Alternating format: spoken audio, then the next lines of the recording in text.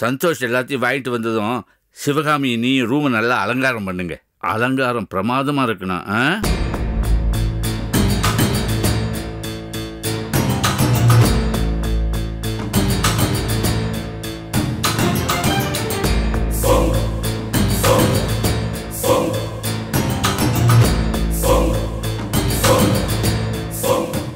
என்ன பத்திரி நான் இப்படி கேக்குறீங்க?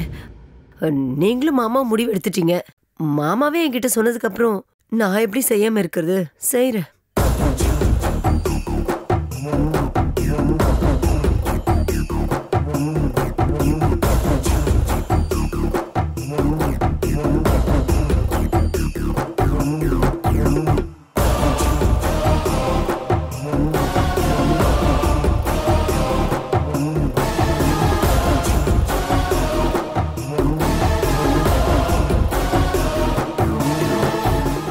சிவகாமி, எல்லாத்தையும் மறந்துடு, சந்தோஷமா இரு. இது உன் பையனுடைய வாழ்க்கை. Be happy. அங்கிள், நான் பாத்துக்கிறேன், விடுங்க. குட்.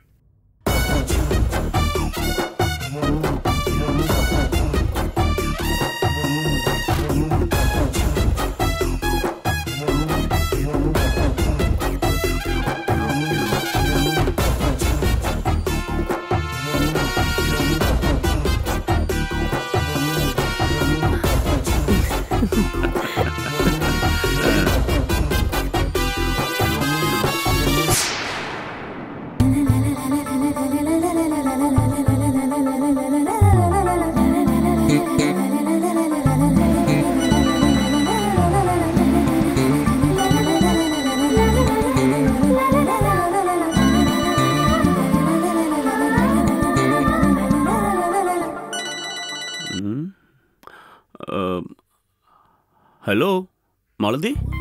ராஜேஷ், மாமா சாந்தி முகூர்த்தத்துக்கு ஏற்பாடு பண்ண சொல்லிட்டாரு. வேலை பயங்கரமா நடக்குது. பத்ரி அங்கிள் தான் எல்லா ஏற்பாடுமே.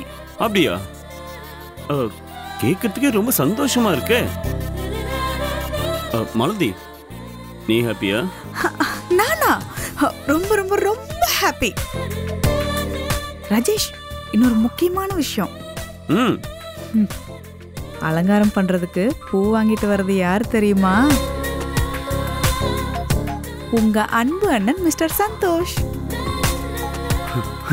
இங்க பாரு. நிஜமாவா? அது மட்டும் இல்ல, இன்னொரு ஷாக்கிங் நியூஸும் இருக்கு. அலங்காரம் பண்றது என் அக்கா, அதான் உங்க அண்ணி பாரதி மேடம். மாலதி, நீ பொய் சொல்லல? சத்தியமா சொல்றேன். பாரதிய கூப்பிட்டு, பாரதி, இன்னைக்கு ராஜேஷ்க்கும் மாலதிக்கும் சாந்தி முகூர்த்தம், அவங்க ரூமை அலங்காரம் பண்ணுன்னு பத்ரி அங்கிளே சொல்லிட்டாரு. மாமா ஆர்டர் போட்டாராம். மீற முடியுமா என்ன? வேற வழி? சூப்பர். என்ன, என் மாமியார் தான் மூஞ்சி கொடுத்து பேசாம உருன்னு இருக்கு. வீடு போக போக எல்லாமே சரியாயிடும். ராஜேஷ் செல்லம், ப்ளீஸ் சீக்கிரமா வந்துரு. ஓகே மாலதி, வந்துடுறேன். உண்மையாவா? வந்துருங்க. இப்படியே நீ போன்ல பேசிட்டே இருந்தா எப்படி சீக்கிரம் வர்றது? லேட் ஆயிடும். பரவாயில்லையா? இல்ல இல்ல, நான் கட் பண்றேன், நீங்க வந்துருங்க. பாய்.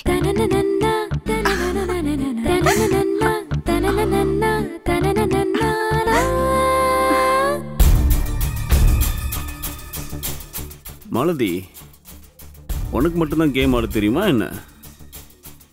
எங்களுக்கு ஆட தெரியாதா? இனிமே தாண்டி கேமே ஸ்டார்ட். வரேன்.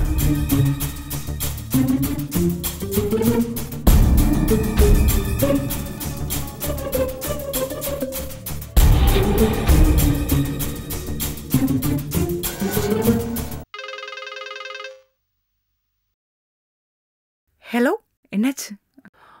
ஹாய். என்ன ஆகும்? வீட்டில் சாந்தி முகூர்த்தத்துக்கு ஏற்பாடு நடந்துட்டு இருக்கான். மாலதி கற்பனையில மிதக்கிறா. ஃபோன் பண்ணி கொஞ்சம் கொஞ்சம் கொஞ்சிராயா, தாங்க முடியல. உங்களுக்கு ஒன்றும் டென்ஷன் இல்லையே? இனிமே நமக்கெல்லாம் ஒன்றும் டென்ஷன் இல்லை. டென்ஷன்லாம் அவளுக்கு தான். Anyway thanks for your idea. Welcome. Okay, பாய்.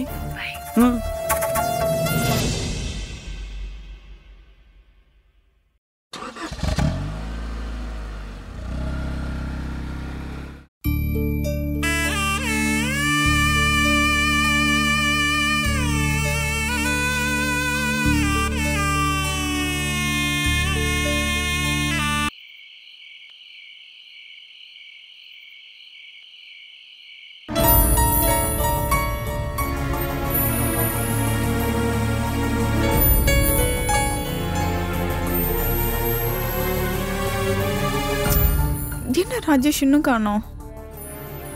இன்னைக்காவது நேரத்தில் வர வேண்டாமா? எப்போ பாரு லேட்டு. இங்கே ஒருத்தி தவிச்சிட்டு இருக்கிறதா ஒரு புரியுமா?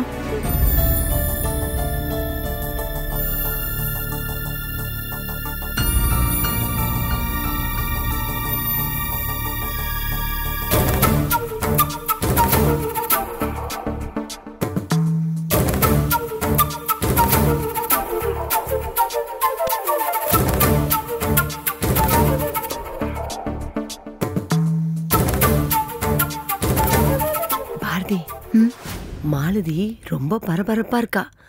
ராஜேஷ் இன்னும் வரலல்ல, அதான் மேடத்துக்கு டென்ஷன். எல்லாம் பொண்ணோட வாழ்க்கையிலையும் இது ரொம்ப முக்கியமான நாள். ஆனா மாலதி செஞ்ச தப்பு அவ மேல பாவப்படுறதா இல்ல நடக்க போறத நினைச்சு சந்தோஷப்படுறதான்னு தெரியல. அத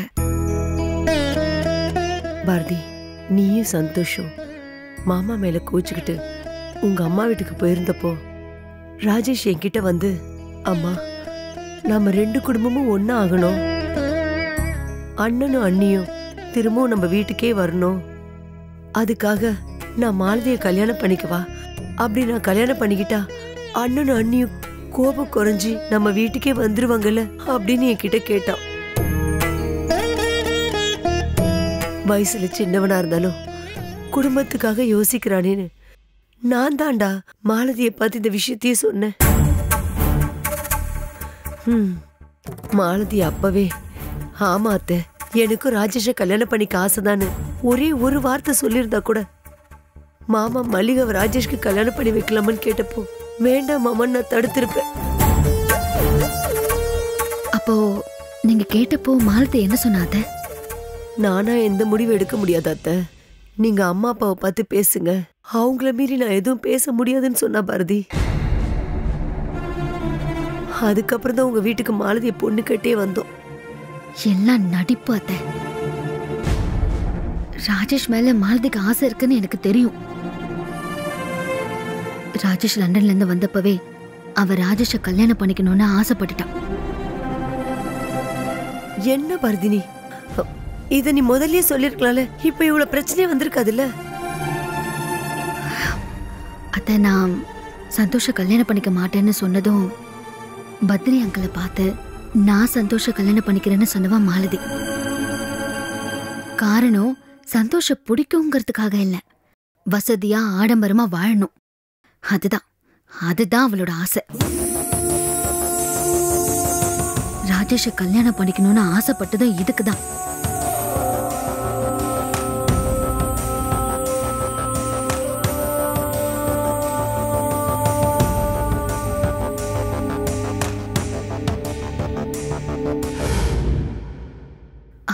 அத நம்ம குடும்பம் ரொம்ப அழகான குடும்பம்.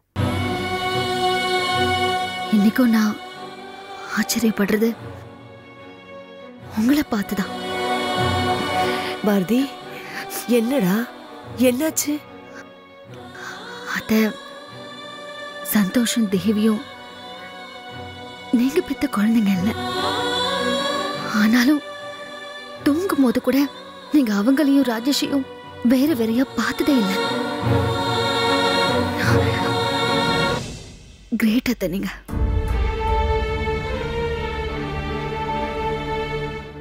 நான் இந்த வீட்டுக்குள்ள நுழைஞ்சதுமே சந்தோஷ்க்கும் எனக்கு குழந்தை பிறந்து நாங்களும் பேரும் பேத்தி எடுத்து ராஜேஷ்க்கு கல்யாணமாகி அவனும் பேரும் பேத்தி எடுத்தாலும் ஒன்னா ஒரே குடும்பமா இருக்கணும், அப்படிதான் இருக்கணும்னு நான் மனசார சபதம் எடுத்தேன்.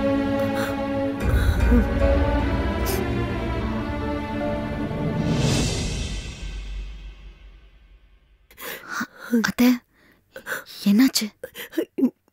இங்க வாடா.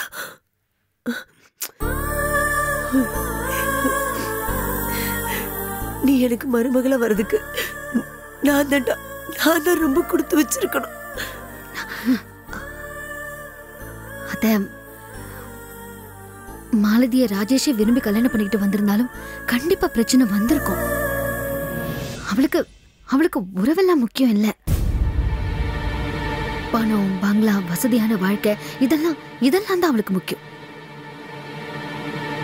அவ கூட பிறந்தவளாச்சேனா அவளை பத்தி எனக்கு நல்லாவே தெரியும். அந்த பயத்துலதான் நான் மாலதி இந்த வீட்டுக்கு வேண்டான்னு நினைச்சேன். நீ எப்படியெல்லாம் நினைச்சிருக்க, ஆனா பாரு எல்லாமே தப்பாவே நடந்துருச்சு. எப்படியோ ஒரு வழியில அவ இந்த வீட்டுக்குள்ள நுழைஞ்சிட்டால. அத்த, அவளுக்கு ராஜேஷ் மேல உண்மையான காதலும் அன்பும் இருந்தா எதை வேணாலும் விட்டு கொடுக்கலாம். ஆனா அவளுக்கு உண்மையான அன்பு இல்ல. உண்மையான அன்பு இருந்திருந்தா அன்னைக்கு நைட்டு உண்மையாவே தப்பு நடந்திருந்தா கூட ராஜேஷ் மேல இருக்கிற அன்பால அன்னைக்கு எதுவுமே நடக்கலன்னு போய் சொல்லிருப்பா. ராஜேஷ் அவமானப்படுறத அவளால தாங்கிட்டு இருந்திருக்க முடியாது. ஆனா மாலதி என்ன செஞ்சா? அப்படி ஒரு பழிய போட்டு ராஜேஷ் அசிங்கப்படுத்தி அவனை தற்கொலை வரைக்கும் போக வச்சு அதுக்கப்புறம் கூட திருந்தாம மல்லிகாவோட நடக்க இருந்த கல்யாணத்தை நிறுத்தி இப்படி ஒரு வேலையை செஞ்சவன் எந்த மாதிரியான வேலை செய்யறதுக்கும் தயங்க மாட்டாத. அதனால தான் சொல்றேன், அவன் நம்ம குடும்பத்துக்கு வேண்டாம். அத்தை, நான் இந்த வீட்டு மருமக, அதுக்கப்புறம் தான் மாலதிக்கு அக்கா. இந்த வீட்டு சந்தோஷத்தை யார் கெடுத்தாலும் என்னால சகிச்சிட்டு இருக்க முடியாது.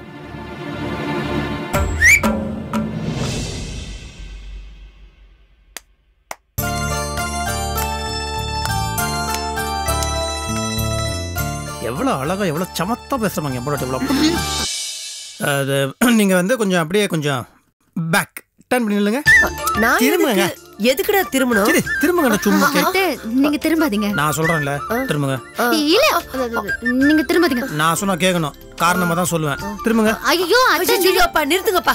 இவன் திரும்ப வேண்டாங்கறா, நீ திரும்புன்ற. எனக்கு ஒண்ணுமே புரியல. அத்தை, நீங்க எனக்கு இங்க முத்தம் கொடுங்க. ஓகே. இதுக்குதான் அவர் உங்களுக்கு திரும்ப சொன்னாரு. டேய், நான் முத்தம் கொடுக்க நீ இதுக்காக நான் திரும்பணுமா? எவ்வளவு ஒரு அருமையான மருமக நம்ம குடும்பத்தை கிடைச்சிருக்கா. அவளை வந்து நம்ம இந்த பாராட்டணும், முத்தம் கொடுத்து அவளை வந்து நம்ம கௌரவிக்கணும் இல்லையா? நீங்க கொடுத்துட்டீங்க, நான் கொடுக்கலாம் தப்பாயிடுது. தள்ளுங்க. வேணாம் சந்தோஷ். நான் சொன்னா கேட்கணும். தள்ளுங்க. நீங்க வர நேரத்துல கொஞ்சம் பயமுறுத்திட்டு இருக்கீங்க. சொல்ற கேட். டேய் மலையாள இந்த பக்கம் என்னடா இது? என்ன வச்சிட்டு? ஐயோ சந்தோஷ், என்னடா? டேய் போடா. அச்சச்சோ, கிளி மலை வீசினா குரங்கு மலை பட்டுருச்சே.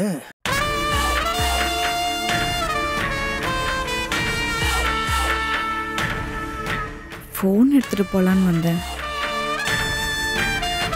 ராஜேஷ் இன்னும் வரல, அதான் கால் பண்ணலான்ட்டு. அவசரத்தை பாரு. ஏற்கனவே முடிஞ்ச கதைக்கு முகூர்த்தம் பார்த்து மறுபடியும் ஆரம்பிச்சு வைக்கணும். இதுக்கு நானே பாலும் பழமும் வாங்கி வச்சு அலங்காரம் வேற பண்ணணும். எல்லாம் என் தலையெழுத்துடா.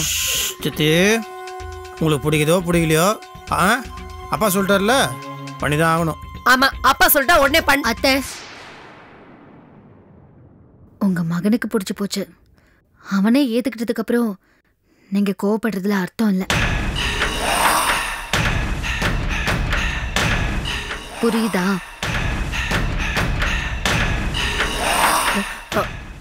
புரியுது புரியுது.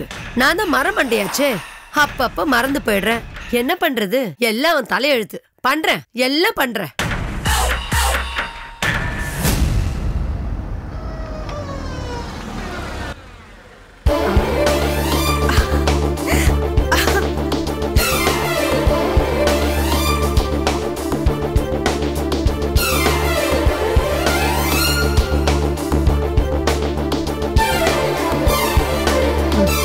பாத்தியா பாரதி, ராஜேஷ் வண்டி சத்தம் கேட்டோன்னு என்ன ஓட்டம் ஓடுறான்.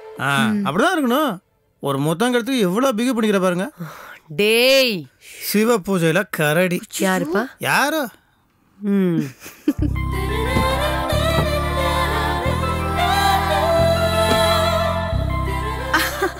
ராஜேஷ். சாரி மாலதி, கொஞ்சம் லேட் ஆயிடுச்சு. அதை விடுங்க. நான் சொன்ன மாதிரியே பாரதியை அலங்காரம் பண்ண வச்சிட்டேன்ல. வாங்க, வந்து நீங்களே கண் கூட பாருங்க. அப்படியா? வாங்க இரு, வாங்க சொல்றேன்ல. என்ன மாலதி, எதுக்கு? வாங்க வந்து பாருங்க. என்ன போதும் போதும். என்ன ஃபர்ஸ்ட் நைட்டா? எல்லாரும் தெரிஞ்ச விஷயம் தானே. செகண்ட் நைட் என்ன? ஏண்டா, நீ தானே அலங்காரம் பண்ண சொன்ன, இப்ப என்ன? அப்ப சொன்ன, இப்ப வந்து அதான் இப்ப என்ன?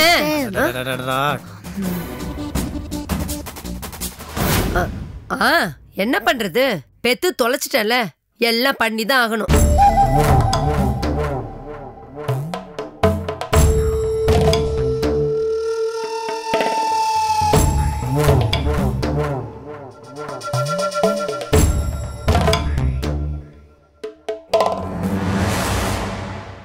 கல்யாணம் தான் போலீஸ் ஸ்டேஷன்ல அப்படி இப்படி நடந்து போச்சு. ராஜேஷ், உனக்கு அவளுக்கு புது ட்ரெஸ் எடுத்து ட்ரெஸ்ஸிங் டேபிள்ல வச்சிருக்கேன், போட்டுக்கோங்க. ராஜேஷ், டைனிங் டேபிள்ல சாப்பாடு எடுத்து வச்சிருக்கேன், சாப்பிட்டுடு. சுடு தண்ணி கூட வைக்க தெரியாட்டியும் என் புருஷனுக்கு நான் தான் சாப்பாடு போடுவேன் அப்படின்னு உன் பொண்டாட்டி அடம்பிடிப்பா.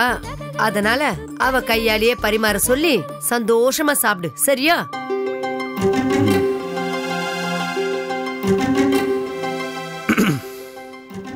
ராஜேஷ்,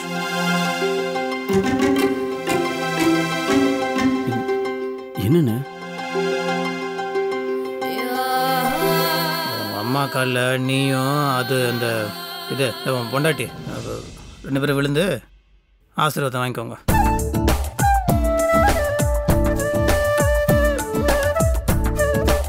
மாலதி. சரிங்க.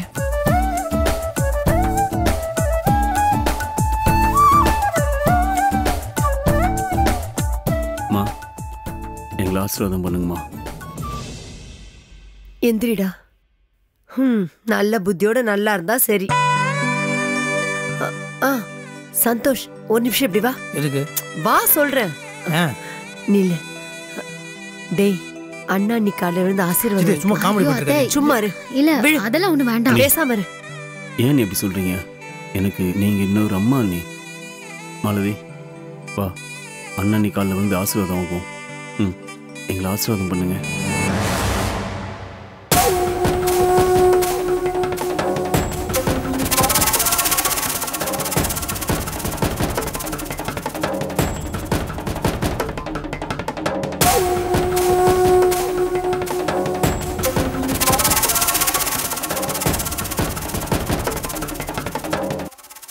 மாலதி. ம்